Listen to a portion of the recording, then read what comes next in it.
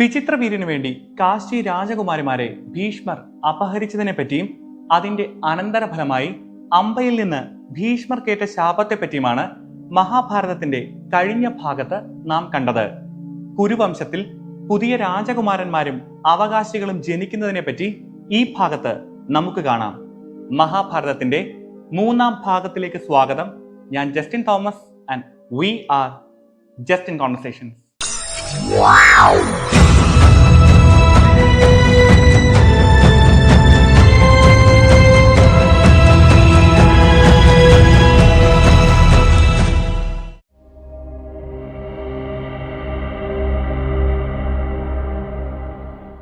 വിചിത്രവീര്യനും അംബിക അംബാലികമാരുമായുള്ള വിവാഹം ആഘോഷമായി നടന്നു.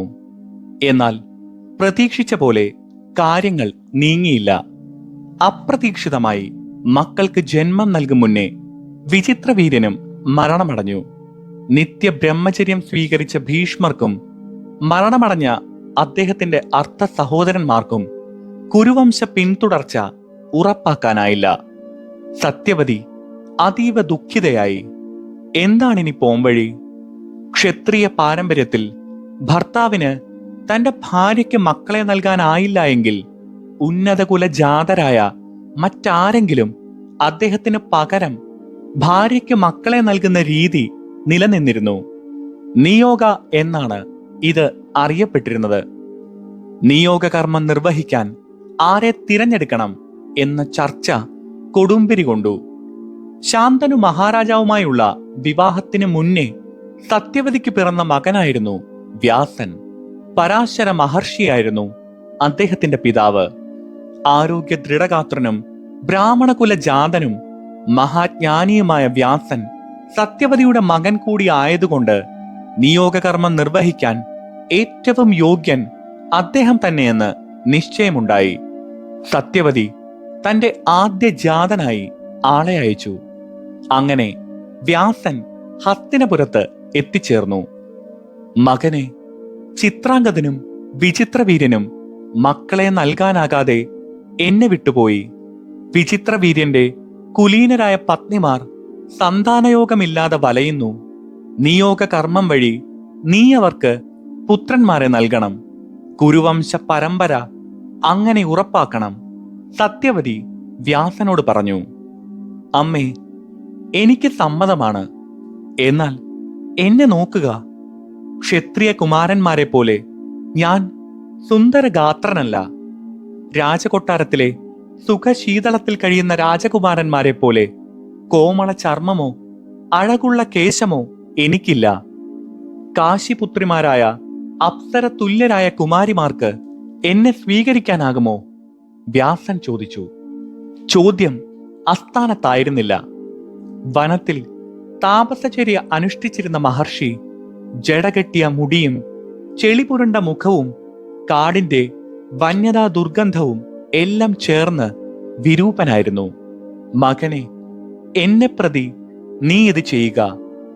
അംബികയും അംബാലികയും ഹസ്തിനപുരത്തിന്റെ റാണിമാരാണ്.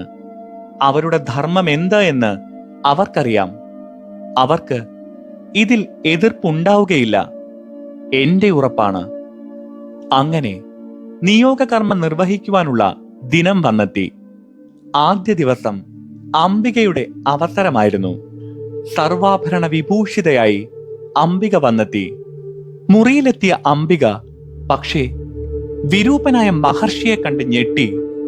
വിരൂപമായ ആ മുഖത്ത് നോക്കുവാൻ പോലും അവൾക്കായില്ല. രാത്രി വ്യാസൻ അവളെ പ്രാപിക്കുന്ന സമയം അത്രയും അവൾ കണ്ണു മുറുകെ അടച്ചിരുന്നു. പിറ്റേന്ന് രാവിലെ വ്യാസൻ സത്യവതിയുടെ അടുക്കലെത്തി.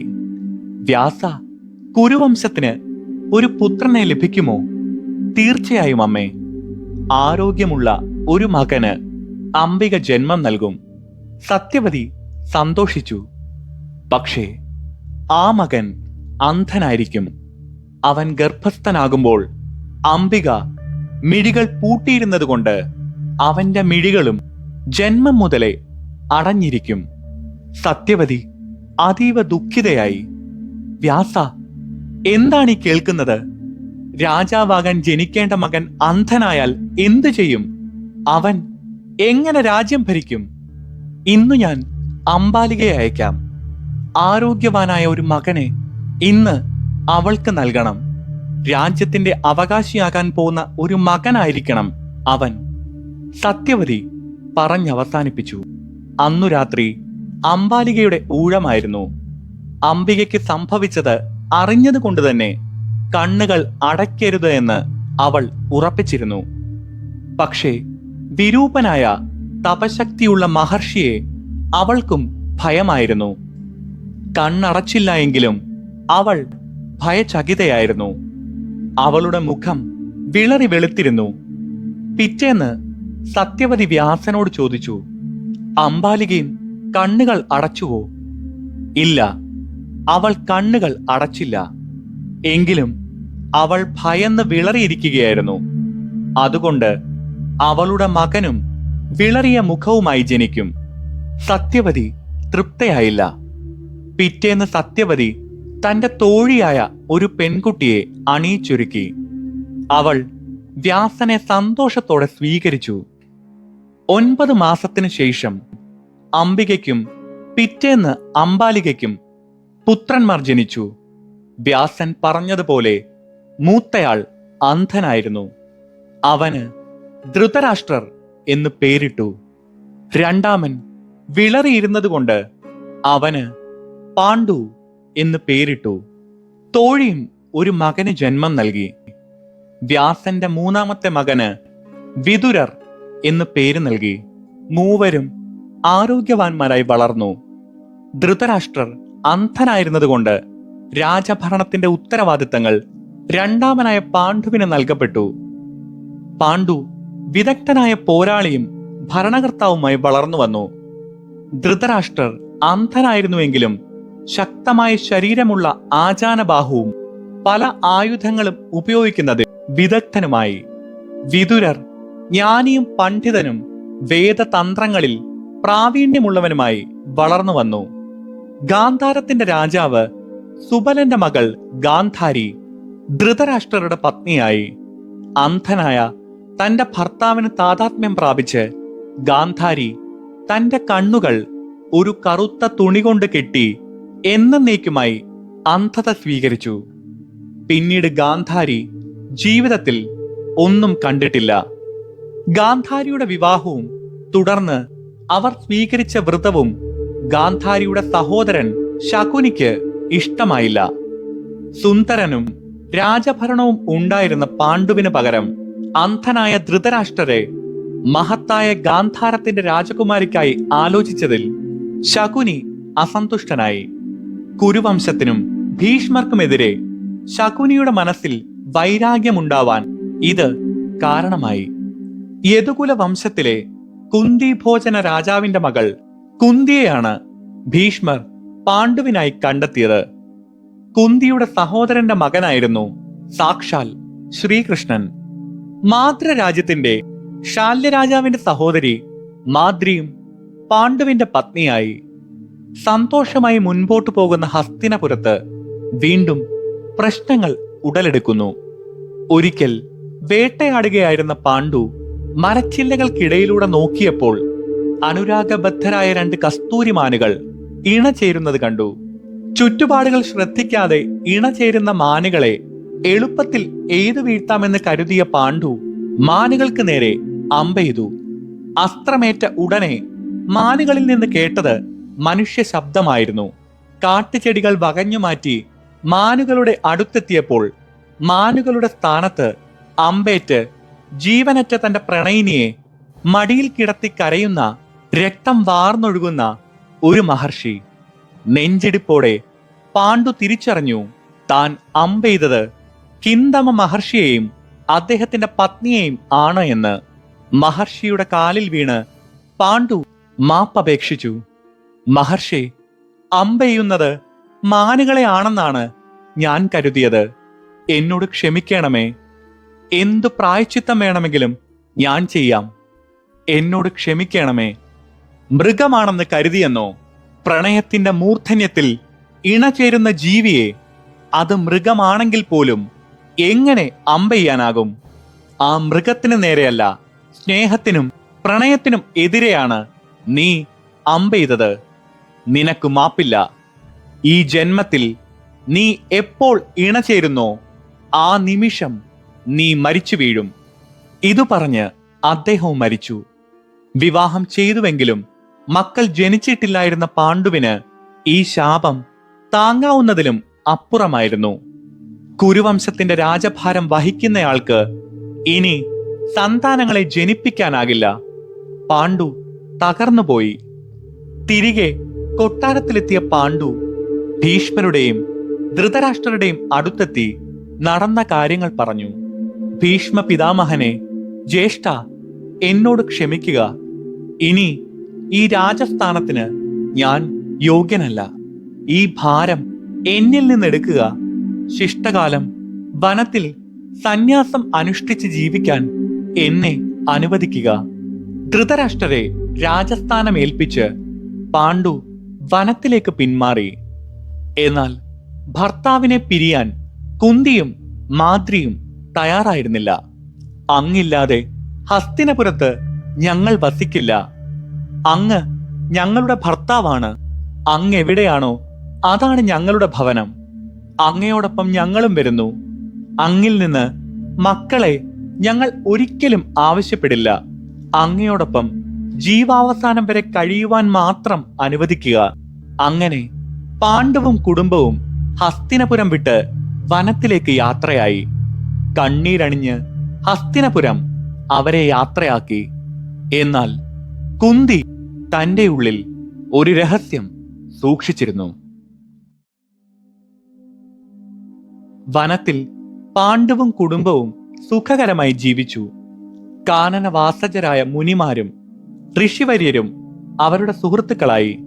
എങ്കിലും പുത്രദുഃഖം പാണ്ഡുവിനെ വല്ലാതെ അലട്ടി. ശേഷക്രിയ ചെയ്യാൻ ഒരു പുത്രനെ ലഭിക്കാൻ ഒരു വഴിയുമില്ല എന്നറിഞ്ഞ പാണ്ഡു അതീവ ദുഃഖിതനായി. കുന്തിയുടെയും മാദ്രിയുടെയും അടുക്കൽ ചെന്ന് അദ്ദേഹം പറഞ്ഞു, എനിക്ക് ഒരു പുത്രനെ ലഭിക്കാൻ വഴിയില്ല എന്ന് നിങ്ങൾക്കറിയുമല്ലോ.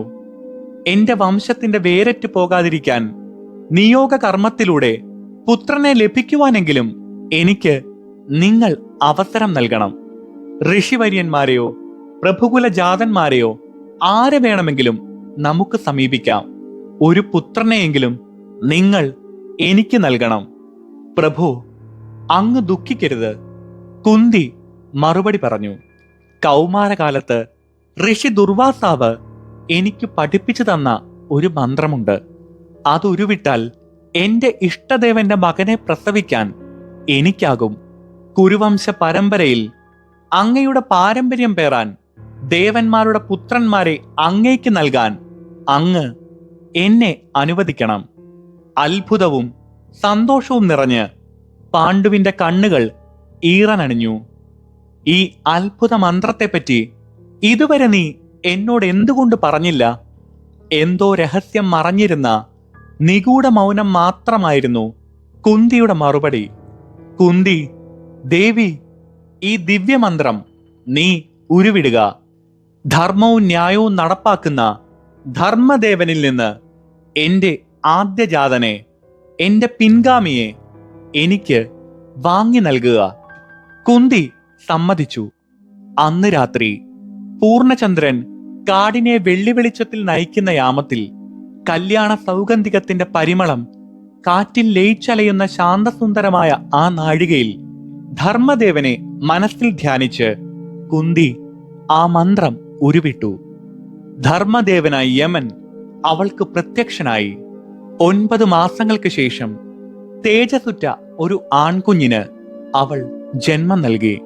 പോരാട്ടത്തിൽ സ്ഥിരമാനസൻ എന്നർത്ഥത്തിൽ അവർ അവന് യുധിഷ്ഠിരൻ എന്ന പേര് നൽകി. യമദേവ പുത്രനായ യുധിഷ്ഠിരൻ പിതാവിനെ പോലെ ധർമ്മബോധമുള്ളവനും നീതി വിട്ട് ചരിക്കാത്തവനും അസത്യം പറയാത്തവനും ജ്ഞാനികളിൽ ജ്ഞാനിയും പണ്ഡിതരിൽ പണ്ഡിതനുമായി വളർന്നു. കുരുവംശ പരമ്പരയിലെ അടുത്ത തലമുറയിലെ ആദ്യജാതൻ. വീണ്ടും കുന്തിദേവി മന്ത്രം ഉപയോഗിച്ചു. ഇത്തവണ മന്ത്രം ജപിച്ചത് വായുദേവനെ സ്മരിച്ചായിരുന്നു. കൊടുങ്കാറ്റുപോലെ ശക്തനായ വില്ലാളി വീരനായ പുത്രനെയാണ് ഇത്തവണ അവൾ ജന്മം നൽകിയത്. വായുപുത്രനായ ഭീമൻ.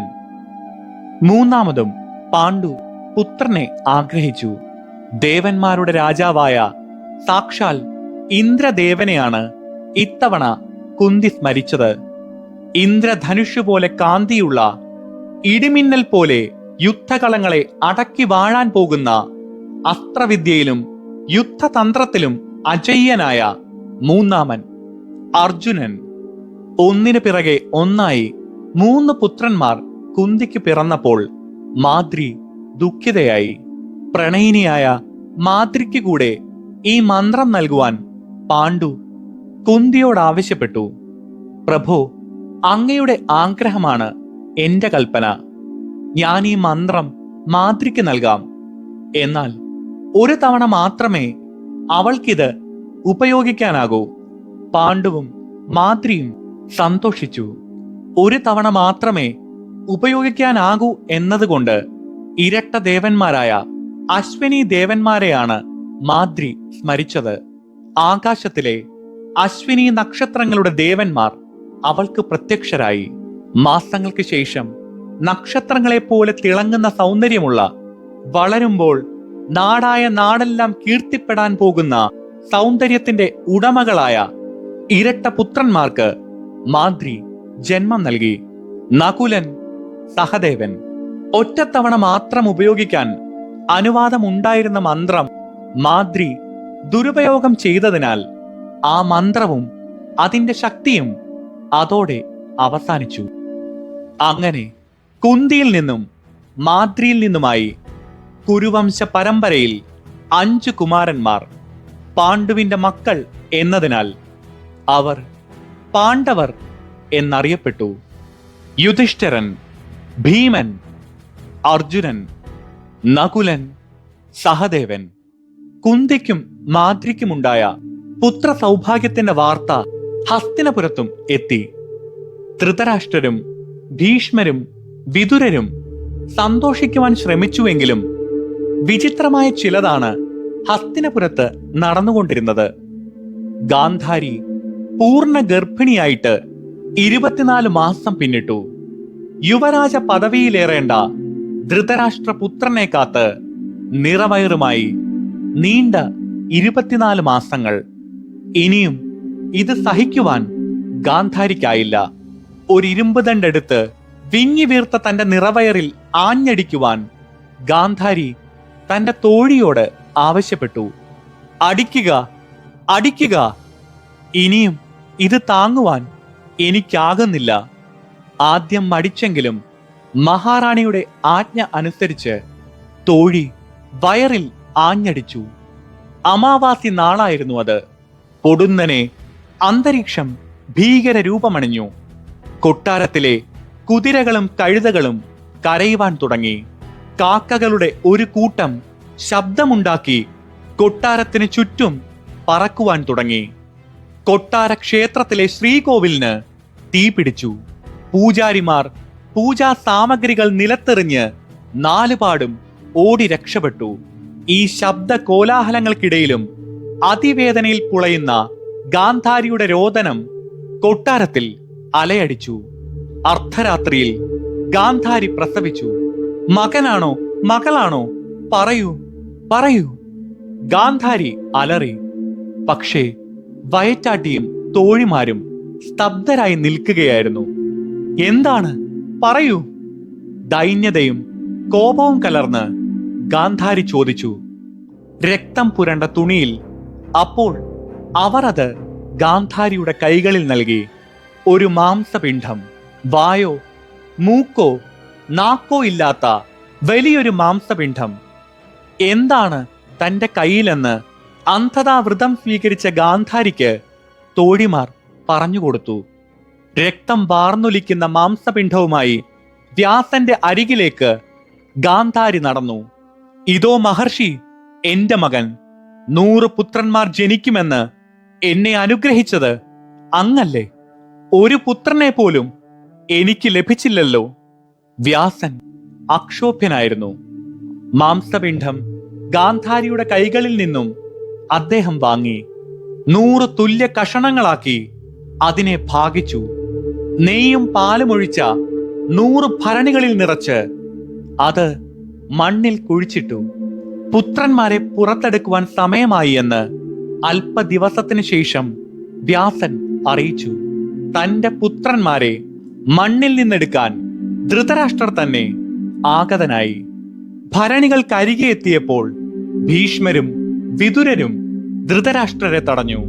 ഭീഷ്മർ പറഞ്ഞു, മകനെ, ഈ മക്കൾ നമുക്ക് വേണമോ? ഹസ്തിനപുരത്ത് ഇവർ ജനിച്ച രാത്രിയിലുണ്ടായ ദുസൂചനകളും അപശകുനങ്ങളും നീയും കണ്ടില്ലയോ? ഭീഷ്മരുടെ ഈ മുന്നറിയിപ്പിന് ധൃതരാഷ്ട്ര ചെവി കൊടുത്തില്ല. ആദ്യ ഭരണി തുറന്ന് തന്റെ മൂത്ത പുത്രനെ അദ്ദേഹം കയ്യിലെടുത്ത്, ഇവൻ എന്റെ പുത്രനാണ്, എന്റെ ആദ്യജാതൻ, എന്റെ മഹാറാണി പ്രസവിച്ച കുരുവംശത്തിന്റെ അവകാശി, ഹസ്തിനപുരത്തിന്റെ ഭാവി രാജാവ്, എന്റെ സ്വന്തം ദുര്യോധനൻ. അതിനുശേഷം ഒന്നിനു പിറകെ ഒന്നായി ദുശാസനൻ, വികർണൻ, ചിത്രസേനൻ, 100 ആൺമക്കൾ. ഇവരെ കൂടാതെ ദുശല എന്നൊരു മകൾക്കുകൂടി ഗാന്ധാരി ജന്മം നൽകി. ധൃതരാഷ്ട്രരുടെ ഈ മക്കൾ കൗരവർ എന്നറിയപ്പെട്ടു.